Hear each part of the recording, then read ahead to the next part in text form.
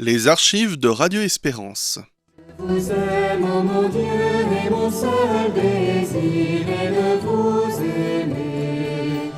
vous aimer jusqu'au dernier soupir de ma vie, jusqu'au dernier soupir de ma vie. Causerie avec un prêtre. Des émissions enregistrées au studio de Radio Espérance au sanctuaire de Ars.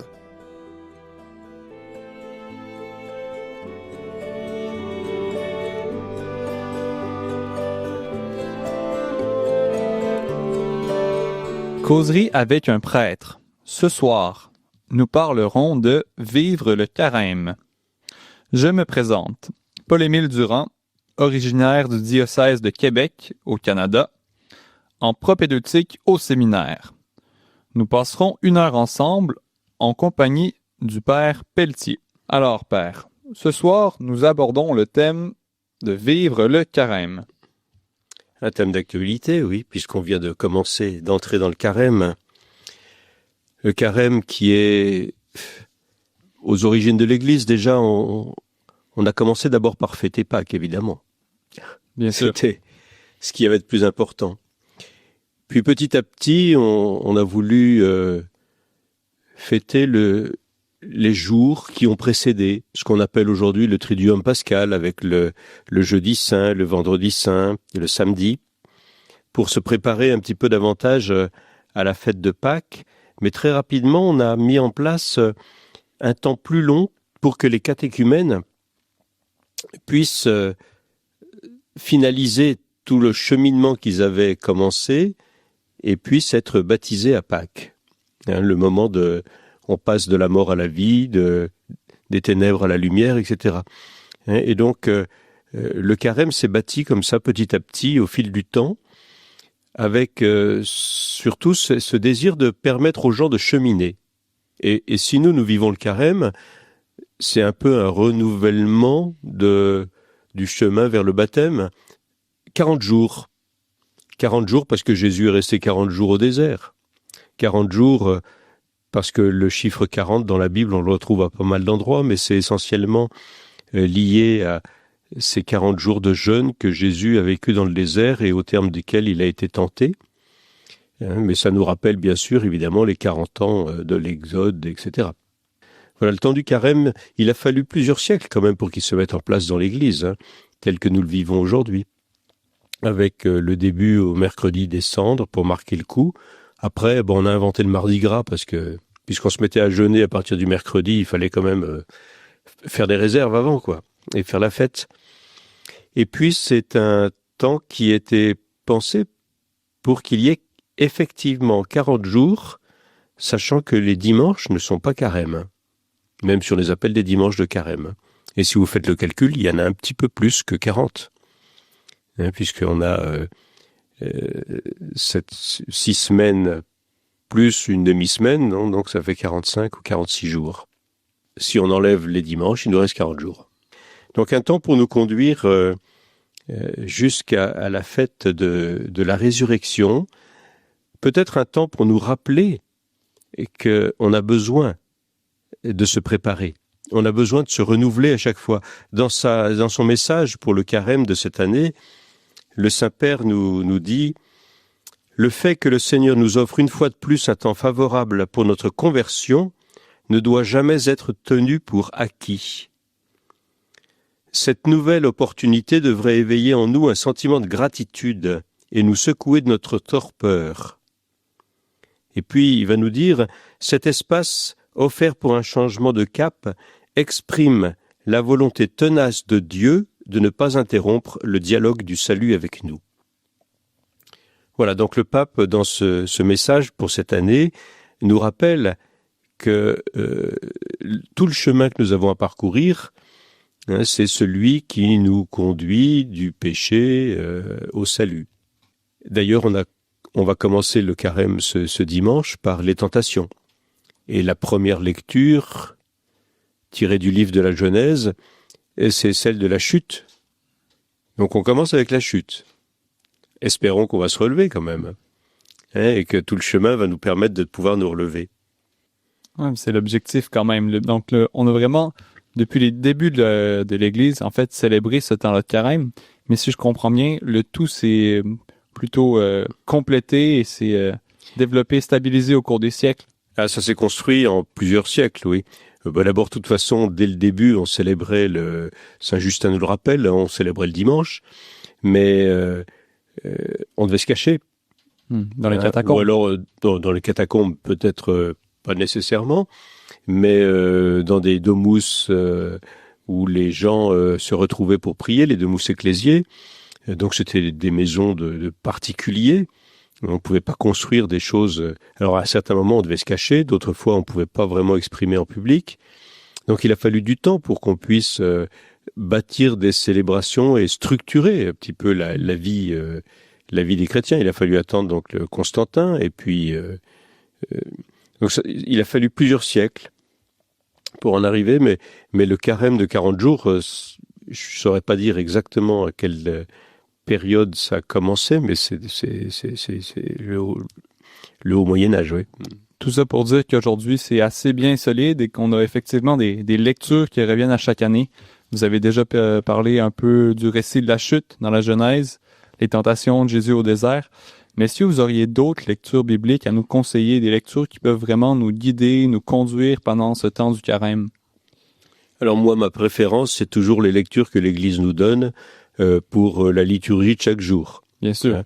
Donc ça, c'est vraiment parce que c'est avec ça qu'elle nous aide et que nous pouvons être conduits par le Seigneur. Maintenant, si on a envie de faire des lectures un peu plus, je vais dire, dans la continuité, le livre de l'Exode, qui nous rappelle toute cette démarche qui a permis au peuple hébreu de partir de l'Égypte pour arriver en terre promise. C'est un très beau texte.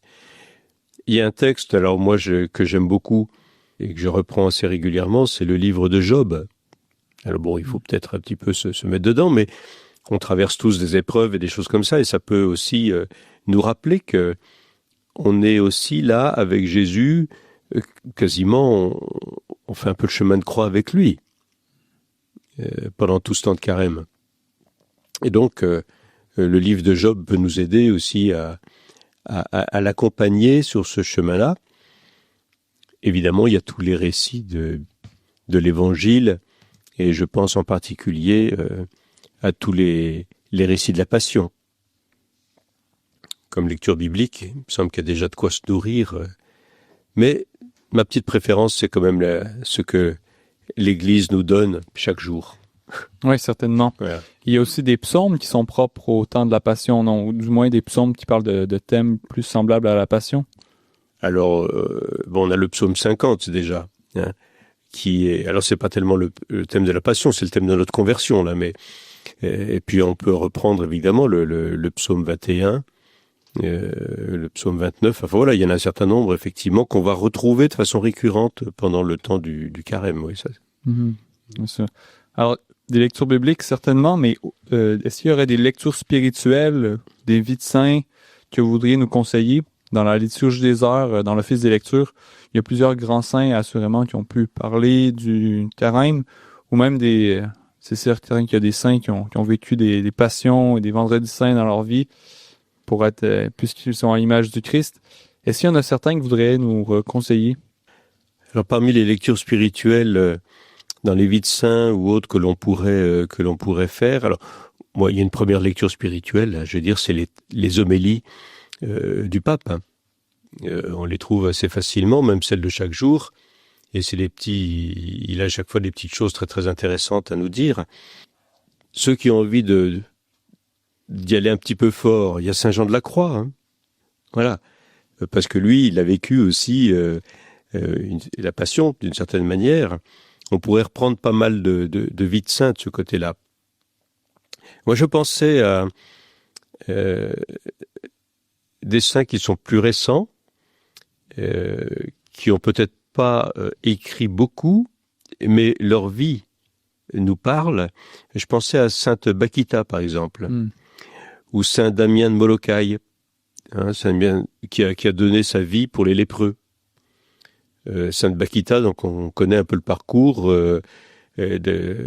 d'avoir été enlevée, d'être devenue toute petite déjà esclave, et puis ce parcours qui va la conduire petit à petit à être religieuse, avec un état d'esprit assez étonnant. Alors elle a vécu des souffrances impressionnantes, elle n'a jamais eu de rancœur, elle n'a jamais voulu se venger de quoi que ce soit, c'est un sentiment qui ne l'habitait pas. Voilà, c'est une très très belle vie, et ça peut nous aider beaucoup pendant ce temps de carême à voir comment quelqu'un qui se laisse conduire par Dieu alors qu'il ne le connaît pas encore nous édifie et puis édifie aussi tous ceux qui sont autour et transforme les cœurs. Hein. Ah oui, on voit des changements dans les cœurs de ceux qui l'ont rencontré, c'est impressionnant. Je pense aussi à plusieurs saints du 20e siècle, Maximilien Kolbe, qui est mort dans les camps de la mort, qui ont vraiment vécu une passion. Oui, tout à fait. Et qui a aussi, par son comportement, aidé beaucoup les geôliers en particulier à changer. Il ne supportait plus de l'entendre chanter la gloire de Dieu alors qu'il était en train de mourir de faim dans un blocos, quoi. Mm-hmm. Donc, il y a plusieurs vies de saints, assurément, qui peuvent nous aider, plusieurs lectures spirituelles. Mais à ceux qui veulent jeûner durant le carême, c'est un thème qui est proposé, on le voit dans les oraisons de la liturgie des heures. Le mercredi décembre, on a été invité à commencer le carême par une journée de jeûne. Donc, quel conseil donneriez-vous à des gens qui veulent jeûner, mais pas nécessairement de nourriture? Le jeûne, ça peut être très, très large. Ça peut être jeûner de médisance, ça peut être jeûner d'Internet. Mercredi, dans son audience, le pape François rappelait que c'est un temps propice pour fermer la télévision et ouvrir la Bible. Donc, jeûne de télévision pour pouvoir se nourrir de la parole de Dieu. Ça, c'est quelque chose qui est important. Le jeûne, effectivement, c'est une privation. Mais d'abord, il faut bien se mettre d'accord. On n'est pas là pour faire des exploits, pour réaliser des exploits. On n'est pas des sportifs, en ce sens-là. C'est-à-dire que on pourrait tout faire reposer sur nos propres forces et notre propre volonté. Et il y a une forme de pélagianisme même dans le jeûne. Si on reprend le message du pape François pour le carême de 2020, très très souvent revient ce mot « laissons-nous » ou « laissons-le nous transformer, laissons-le nous sauver ». La vie chrétienne, et c'est ça une caractéristique forte, hein, on le dit d'ailleurs chaque fois qu'on récite la prière que Jésus nous a laissée, que ta volonté soit faite. Et donc c'est vraiment de laisser l'Esprit Saint agir en nous pour que notre vie soit totalement saisie et par la volonté de Dieu. On voit ça dans l'Évangile plusieurs fois. Voyant ce qu'ils avaient fait de bien, les gens rendirent gloire à Dieu. En voyant ce que Jésus avait fait ou ce que d'autres ont fait de bien, ceux qui étaient là vont pas les remercier, les féliciter, leur taper sur l'épaule, ils rendent gloire à Dieu. Dans ce qui a été fait de bien, ils découvrent que Dieu est à l'œuvre. Le jeûne, pour nous, ça doit être aussi l'œuvre de Dieu en nous, qui peut s'accomplir. Pas une affirmation forte de notre volonté. Et ce jeûne doit avoir du sens. Donc le jeûne en lui-même, la privation de quoi que ce soit en elle-même n'a pas de sens. Pour qu'elle ait du sens, il faut qu'elle soit liée à la prière, c'est-à-dire que ce temps que je gagne, par exemple, en mangeant peu, je le donne au Seigneur pour prier dans la prière, pour être en sa compagnie. Les dépenses que je fais en moins, c'est pour le partage. Je ne peux pas prendre le jeûne tout seul. Que je me prive de cigarettes, d'alcool, de télévision, de je ne sais pas quoi. On peut se priver de télévision, mais on fait quoi à la place? Ce temps qui est libre. Est-ce que je le fais pour me mettre au service des autres? Est-ce que je l'utilise pour prier? Ou est-ce que je l'utilise pour aller faire mon cross et voilà. Donc le jeûne est vraiment, ce n'est pas une fin, mais c'est un moyen, c'est bien ça, Ah, c'est un moyen. pour se décentrer de Et nous-mêmes. c'est un moyen qu'on doit recevoir aussi du Seigneur. Bien sûr, notre volonté doit être engagée, c'est évident. Mais est-ce que je le fais parce que il me semble que c'est bien, ou est-ce que je le fais parce que vraiment le Seigneur me guide dans cette manière de faire? Alors ça, vous qui êtes au séminaire, vous avez des pères spirituels, ça se discute aussi avec le père spirituel. Oui, c'est une grâce, c'est Hein, sûr, de voilà. pouvoir en discuter avec un prêtre, avec quelqu'un. Tout à fait. Ça peut aider beaucoup de pas prendre la décision tout seul de ce que je vais faire moi pendant le carême. Oui, parce que le but, en fait, c'est pas de faire des choses pour Dieu et de gagner notre ciel nous-mêmes, mais c'est de le faire avec le Christ. Eh ben, c'est de faire les choses de Dieu, oui, toujours. Et puis de faire vraiment ça, parce qu'on peut très bien jeûner. Enfin, il y en a plein qui le font, hein, pour perdre 500 grammes ou 20 kilos, j'en sais rien, mais c'est pas le but. Même si ça sera peut-être la conséquence. Oui. Mais le but, il est pas là. Le but, il est d'être plus proche du Seigneur et aussi davantage au service des autres. Donc vraiment se décentrer de nous-mêmes finalement, que ce soit pour les autres, les autres, en fait le Christ est présent en l'autre, mais aussi pour donner du temps à Dieu finalement. Bien sûr. Mais moi ce qui m'arrive parfois quand je jeûne, je vous avoue que je trouve ça très difficile et finalement il y a un peu de colère ou de sentiments intérieurs qui sont finalement qui sont pas de la charité. Et je me demande parfois comment vivre ça avec le Seigneur, comment l'offrir, comment être tout tourné vers lui et imaginer que lui aussi, il a su jeûner pendant 40 jours. Comment, en fait, transformer cette animosité-là qui peut nous animer à un sentiment vraiment de rendre gloire à Dieu, comme vous disiez, comme dans l'Évangile. Jésus a jeûné pendant 40 jours et puis l'Évangile nous dit il eut faim. Et c'est à ce moment-là qu'il y a eu des tentations. Et nous aussi, hein, quand on manque de quelque chose ou autre, il y en a un qui en profite pour venir nous titiller un peu. Hein. Il va pas nous laisser tranquilles. Il faut pas être étonné qu'à ce moment-là, il puisse y avoir des sentiments de violence, des sentiments de colère, des sentiments de détresse, même de désespoir, ou le sentiment de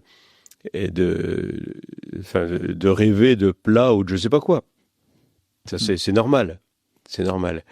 Tout notre être, le but, c'est quand même de se décentrer, comme vous le disiez tout à l'heure, hein, de se centrer sur le Seigneur, plus exactement. Oui. De se décentrer de soi, de se centrer sur le Seigneur. On se centre sur le Seigneur par les services qu'on rend aux autres, par amour pour lui. On se centre sur le Seigneur aussi par la contemplation. Je crois que c'est très important qu'il puisse y avoir de la contemplation, de l'adoration, le regard posé sur la croix. Tout ce qui nous permet de donner, là encore, du sens à ce jeûne. Jésus le dit à un moment, hein, le jeûne. Pourquoi jeûner? Parce que l'époux n'est plus là. Le jeûne, il a aussi ce sens-là, hein, de nous aider à approfondir la conscience que nous ne sommes pas face à face avec le Seigneur. Bien sûr, il est là. On est aussi dans cette situation où il n'est pas visiblement, concrètement avec nous. Et donc, le jeûne, il est là pour creuser le désir de le voir. Le désir d'aller à sa rencontre. Et ce désir pour nous, mais on peut jeûner aussi pour que le désir se creuse chez les autres. C'est toujours le sens qu'on peut y donner. Le sens que, par la parole de Dieu, par l'expérience de l'Église et des saints, on peut donner aux jeunes. Le curé d'Ars n'a pas hésité à jeûner à l'excès. D'ailleurs, par la suite, il s'en est un peu repenti. Hein. Ça l'a pas empêché de vivre suffisamment âgé quand même, hein, pour l'époque. Mais il avait bien pris conscience à ce moment-là que, en fait, il faisait quelque chose pour Dieu, mais il faisait peut-être pas ce que le Seigneur l'invitait à vivre, et qui mettait aussi sa santé en danger, et donc l'exercice de sa mission en péril.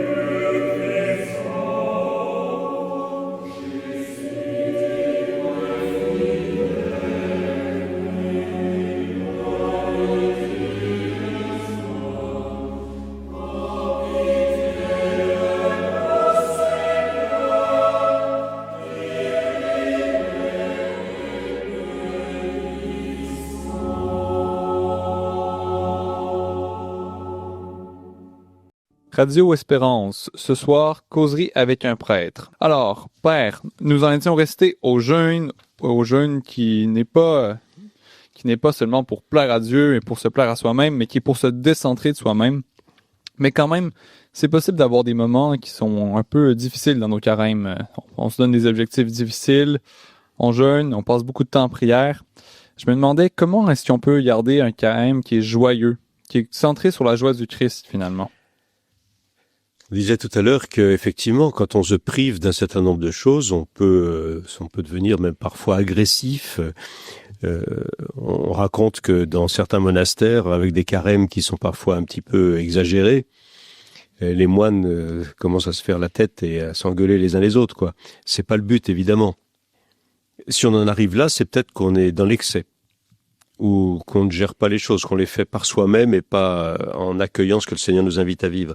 Alors, je reviens sur ce que ce que nous dit le pape François, pour rentrer dans le carême. Cette opportunité, ce temps favorable pour notre conversion, doit éveiller en nous un sentiment de gratitude. Donc il nous invite à la louange et à l'action de grâce. Et il va insister en disant « Cet espace offert pour un changement de cap exprime la volonté tenace de Dieu de ne pas interrompre le dialogue du salut avec nous. » Donc c'est un regard sur le Seigneur qui agit, qui invente des tas de choses, qui a un amour extrêmement inventif pour pouvoir nous rejoindre et pour pouvoir nous apporter le salut. Donc notre joie, elle vient de là. S'il n'y a pas ça, oui, on peut détourner l'attention et puis essayer de plaisanter ou autre, mais c'est pas une joie profonde. La joie profonde, elle vient de cette certitude-là, que jamais le Seigneur n'abandonne, que jamais il ne laisse tomber, que jusqu'au bout, il va tout essayer pour pouvoir sauver l'humanité tout entière, chaque personne en particulier. Et donc, ça doit nous habiter. Ce qui nous permet d'entrer dans cette joie et de la vivre pleinement, Alors là, c'est pareil, il insiste plusieurs fois dans son courrier. Il nous dit mettre le mystère pascal au centre de la vie signifie éprouver de la compassion pour les plaies du Christ crucifié, perceptible chez les nombreuses victimes innocentes des guerres, dans les atteintes à la vie, depuis le sein maternel jusqu'au 3e âge, sous les innombrables formes de violence, de catastrophes environnementales, de distribution inégale des biens de la terre, de traite des êtres humains et d'appât du gain effréné, qui est une forme d'idolâtrie. Donc voilà ce qu'il nous dit. Éprouver de la compassion pour les plaies du Christ. Il cite à un moment ce qu'il a dit dans Christus Vivit, cette exhortation apostolique qui a fait suite au synode des jeunes, sur les jeunes. Regarde les bras ouverts du Christ crucifié, laisse-toi sauver encore et encore. La joie, on va la trouver dans cet amour de Dieu. Et cet amour de Dieu, à nous de le vivre avec cette compassion qu'on peut avoir pour tous ceux qui sont dans la souffrance. Voilà ce que nous dit encore le pape François. Je suis en train de rechercher le passage, excusez-moi, mais il dit à un moment que la Pâque de Jésus, et donc la Pâque c'est le passage, c'est l'offrande totale de sa vie, c'est le don de lui-même, donc pour nous ça va être la mort et puis la résurrection. La Pâque de Jésus n'est pas un événement du passé. Par la puissance de l'Esprit Saint, elle est toujours actuelle et nous permet de regarder et de toucher avec foi la chair du Christ chez tant de personnes souffrantes.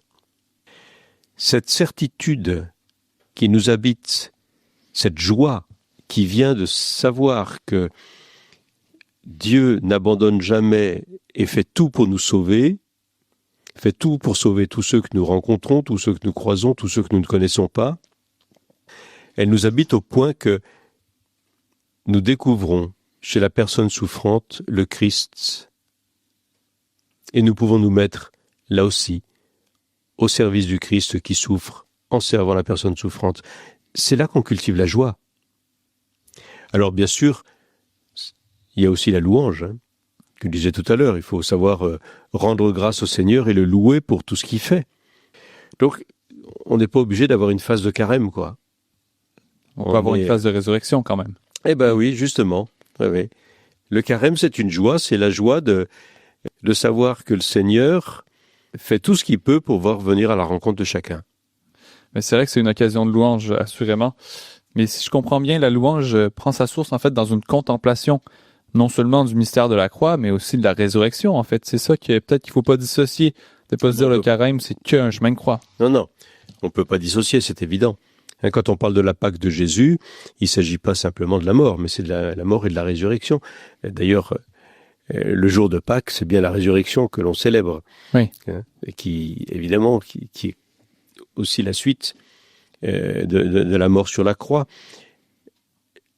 Alors ça fait partie, me semble-t-il, de choses qui sont essentielles dans le temps du carême. La contemplation, la prière, le cœur à cœur avec le Seigneur. Ça fait partie des éléments qui peuvent nous mettre là aussi dans la joie, mais qui surtout peuvent transformer notre cœur. Là encore, le pape François nous dit le cœur à cœur avec le Seigneur, l'on nourrit aussi par la parole de Dieu. Et cette parole qui peut venir toucher notre cœur jusqu'à briser ce rocher pour qu'il puisse devenir un cœur de chair. La prière de louange, la prière d'action de grâce, la prière d'intercession, la prière aussi, prends pitié de moi Seigneur, parce que je suis pécheur. Enfin, toute cette prière-là, elle fait partie, et c'est peut-être pour vivre son carême, ça doit commencer, me semble-t-il, par la prière. Oui. Je trouve ça très intéressant justement de remettre cet accent-là sur la prière. Et je me demande en fait, vous avez parlé de plusieurs formes de prière, la louange, rendre grâce à Dieu, l'adoration, aussi la contemplation du mystère de la croix, assurément la méditation des Écritures. Est-ce qu'il y a d'autres formes de prières que vous recommandez spécifiquement pour le carême qui pourraient nous rapprocher d'un mystère important à vivre? Le chemin de croix. Le chemin de croix, c'est une prière qui est magnifique.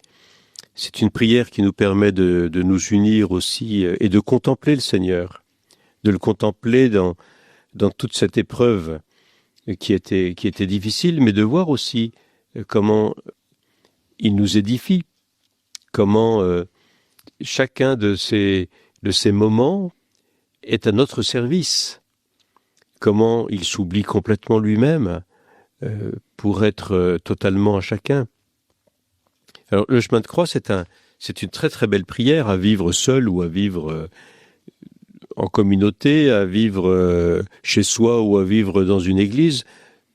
Je trouve intéressant de voir aujourd'hui qu'il y a de plus en plus de paroisses qui, même s'il n'y a pas de prêtre sur place, essayent de proposer un chemin de croix le vendredi de carême. Parfois même, pas seulement le vendredi de carême. Ne pas oublier aussi que on découvre encore davantage la miséricorde de Dieu à travers ce qu'il a fait pour nous.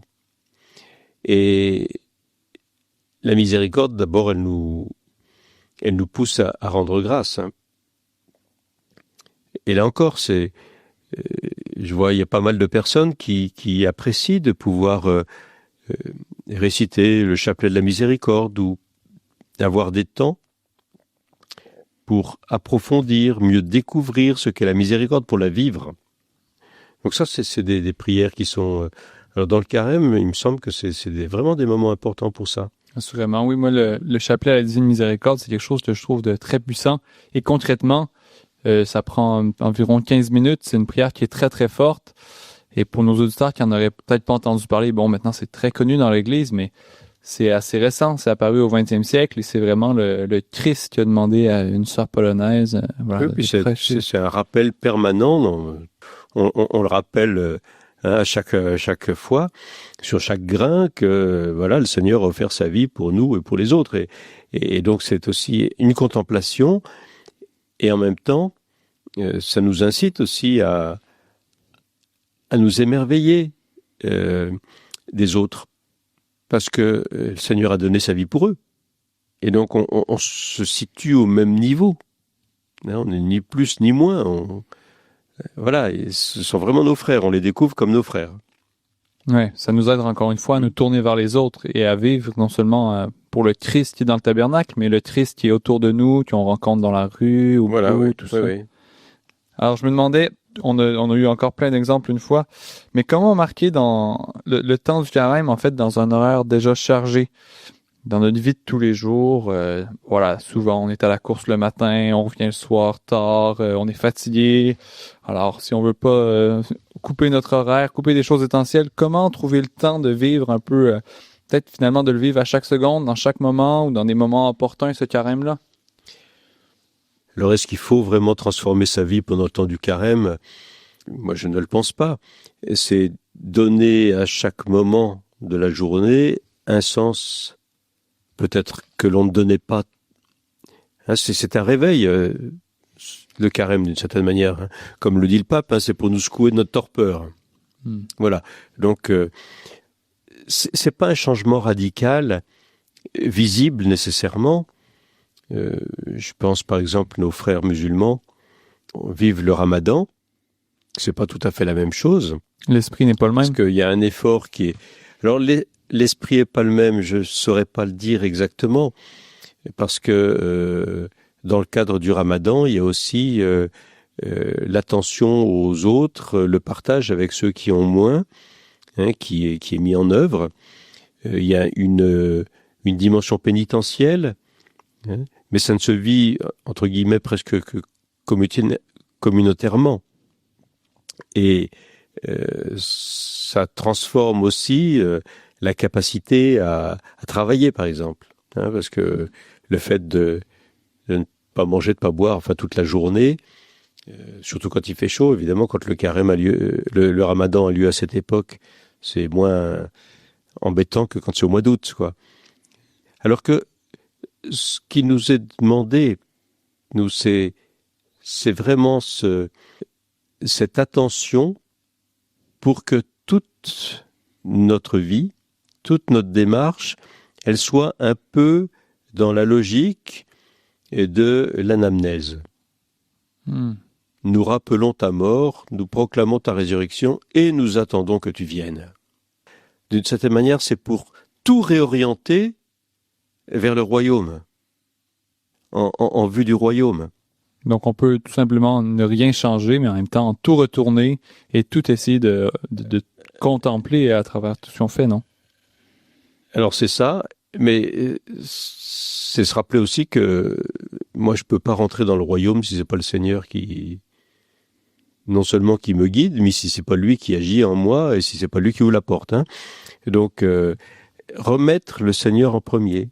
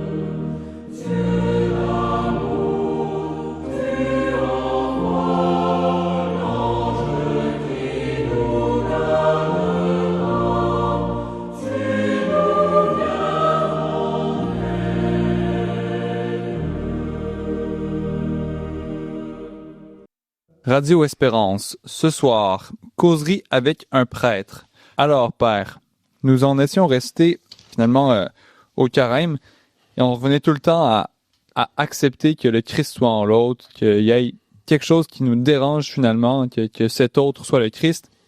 Et on en parlait ensemble pendant la pause. En fait, finalement, c'est d'accepter aussi que le Christ est partout. Il n'est pas seulement au tabernacle dans les pauvres, mais il est aussi dans les épreuves. Et ça, c'est quelque chose que auquel le curé d'Ars accordait beaucoup d'importance, d'aimer ses croix.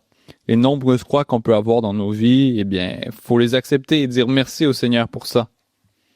Chez saint Paul, on trouve, hein, c'est dans ta faiblesse que tu es fort. Le Seigneur agit en nous aussi, surtout quand on a la conscience d'être démuni, de ne pas y arriver. Il agit en nous pour nous purifier. Il agit en nous pour permettre que nos cœurs changent. Et ça passe souvent par des humiliations, ça passe par des échecs. L'échec, pour nous, c'est toujours cuisant, parce que on s'en veut, parce qu'on a un peu d'orgueil, mais c'est un lieu extraordinaire si on l'offre au Seigneur pour qu'il puisse... à ce moment-là, on prend conscience que ce qui nous rappelle tout le temps, sans moi, vous ne pouvez rien faire. Alors, chaque difficulté dans la journée, chaque contrariété, on circule pas mal en voiture, voilà, et il y a toujours des gens qui se traînent devant vous, quoi. Mais peut-être que c'est le Seigneur qui est en train de nous apprendre un peu de patience et un peu de respect du code de la route, non? Voilà. Et il nous rappelle aussi que nous, on voudrait organiser notre vie à notre propre vitesse, mais que c'est pas ce qu'il nous demande. C'est pas ça qui sera efficace. C'est pas ça qui va permettre au monde de le découvrir et d'être sauvé. C'est vraiment son action à lui.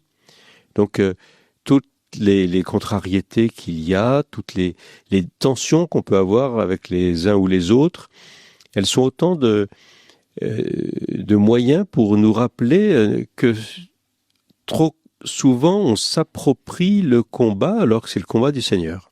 Ouais, finalement, c'est des occasions de se choisir soi-même ou de choisir le Seigneur. Voilà. Alors quand le Saint Curé d'Ars nous invite à aimer nos croix, à aimer les croix, il parle bien sûr de la croix, mais il parle des croix, c'est ces petites épreuves quotidiennes qui nous contrarient, qui parfois nous exaspèrent, qui font que les autres autour de nous vont subir un peu de désagrément parce qu'on ne sera pas sympathique à cause de ça, alors qu'au contraire, c'est le Seigneur est en train de travailler en nous. Là encore, c'est lui qui agit, c'est lui qui est tout-puissant, c'est lui qui peut faire quelque chose. Et il nous le rappelle. Oui. Père, on a eu une question qui vient de Dominique, qui est à Gap. Tu nous demandais, en fait, on a parlé du chapelet à la Divine Miséricorde tout à l'heure. Et Dominique se demandait pourquoi est-ce qu'on ne parle pas du chapelet à la Miséricorde divine plus souvent.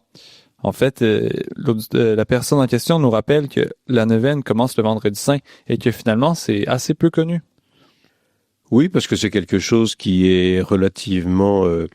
qui s'est développé surtout à partir de la Pologne, qui s'est développé aussi dans quelques pays de l'Est. Chez nous, c'est venu, mais depuis pas très longtemps, en fait. Hein. Et du coup, c'est pas très, très répandu. En plus de ça, nous, on avait déjà d'autres spiritualités du cœur du Christ. Il y a des neuvaines au Sacré-Cœur et des choses comme ça qui étaient introduites et qui se vivaient dans les paroisses, qui continuent à se vivre dans pas mal de paroisses. Et donc, le chapelet de la Miséricorde, c'est souvent pour des personnes qui connaissaient pas les autres formes de dévotion au Sacré-Cœur et de prière au Sacré-Cœur. Voilà. Mais c'est une belle prière. Je crois qu'il faut rien absolutiser non plus, sinon l'amour de Dieu. Hein. Mm-hmm. Donc même les moyens qui existent, sachons les utiliser. Il n'y en a pas un qui soit le moyen privilégié. Ouais. Donc ça permet aussi à chacun ou à des groupes de trouver les moyens qui leur conviennent le mieux pour pouvoir rencontrer le Seigneur et vivre de son amour. Oui. Alors, Père, on a une question qui nous tracasse beaucoup, dont le Père supérieur nous a parlé, qui est quelque chose qui nous arrive à tout le monde, de se donner des objectifs de carême, de commencer avec beaucoup de motivation, une récollection, nous, on a eu au mercredi des cendres, et puis, on constate notre péché, notre faiblesse, notre petitesse, et puis souvent, on a le goût d'abandonner ce qu'on s'est dit qu'on allait faire pendant le carême. On peut l'avoir vu comme des défis, des exploits à accomplir, et peut-être là le problème aussi. Mais comment est-ce qu'on peut trouver une manière de recommencer et de reconfier au Christ notre carême et de se relancer avec lui finalement? C'est le combat de toute la vie, ça. Hein?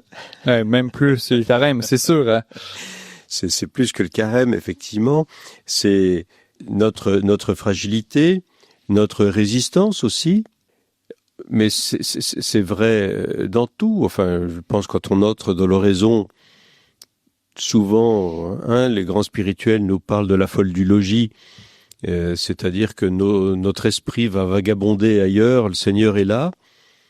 On est dans l'adoration, le Seigneur est devant nous, et puis on part à droite, on part à gauche.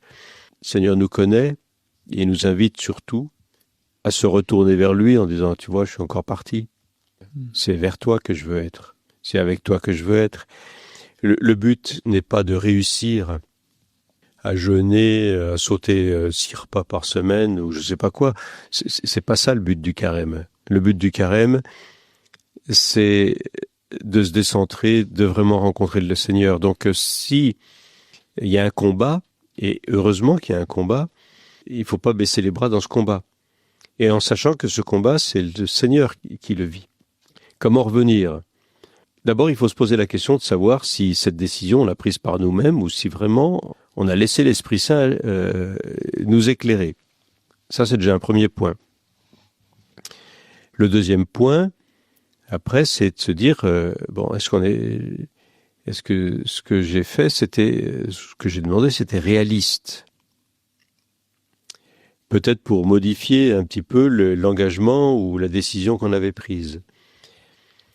Et puis, après, c'est à demander au Seigneur. Qu'il nous donne la grâce, finalement, de recommencer, de repartir. Les apôtres se sont bien tournés vers lui en disant « Apprends-nous à prier, nous ne savons pas prier. » Peut-être que nous, on a à le faire avec humilité régulièrement. Hein. Ouais. N'ayons pas la prétention de penser que nous savons prier. Alors, je reprends encore, parce qu'il y a beaucoup de choses dans ce petit texte du pape François. Plus nous nous laisserons impliquer par sa parole, plus nous pourrons expérimenter sa miséricorde gratuite envers nous. Ne laissons donc pas passer ce temps de grâce en vain, dans l'illusion présomptueuse d'être nous-mêmes les maîtres du temps et des modes de notre conversion à lui. Le remède, c'est la parole de Dieu. C'est de revenir à la parole. D'écouter le Seigneur nous parler. Et de se dire, mais là, est-ce que je l'ai écouté me parler ? Et est-ce que j'essaye de mettre en pratique sa parole ? Est-ce que je lui demande que cette parole puisse venir, que je ne sois plus que le transmetteur de cette parole d'une certaine manière, l'expression de cette parole pour les autres. Disparaître un peu à soi-même. Quand on ne réussit pas, ça nous blesse parce que, on n'est pas très fiers de ne pas avoir pu le faire. Eh bien, tant mieux. Ça veut dire qu'on est encore tourné sur nous-mêmes et qu'on compte encore sur nos propres forces. Donc, revenir, c'est vraiment se tourner vers le Seigneur pour que, si c'est ta volonté, Seigneur, donne-moi cette grâce. Si c'est pas ta volonté, tu vas m'en donner une autre. Hein. Mais si c'est ta volonté, donne-moi cette grâce. Hein. Et c'est pour toi que je veux le faire. C'est pas pour pouvoir me vanter, même me vanter moi-même. Oui. Hein, on n'est pas obligé de le crier chez les autres, mais on peut être très fier de soi. Oui, l'orgueil est jamais loin. Oui. Donc voilà. Hein, je pense que mais voilà, on est dans un combat permanent parce qu'on est pécheur. Assurément.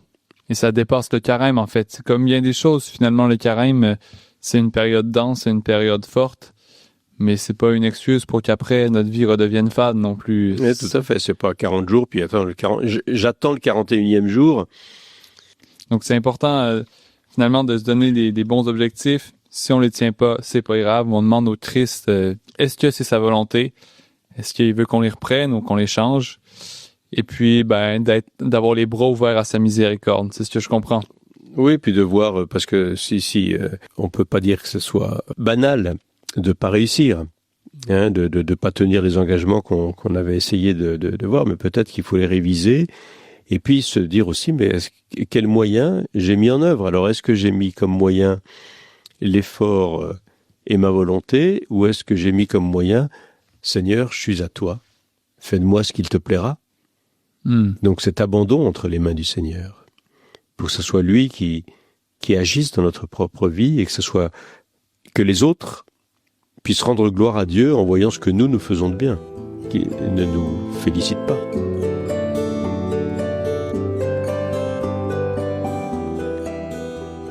C'était les archives de Radio Espérance avec l'émission Causerie avec un prêtre. Des émissions enregistrées au studio de Radio Espérance au sanctuaire de Ars. Je vous aime, ô mon Dieu, et mon seul désir est de vous aimer,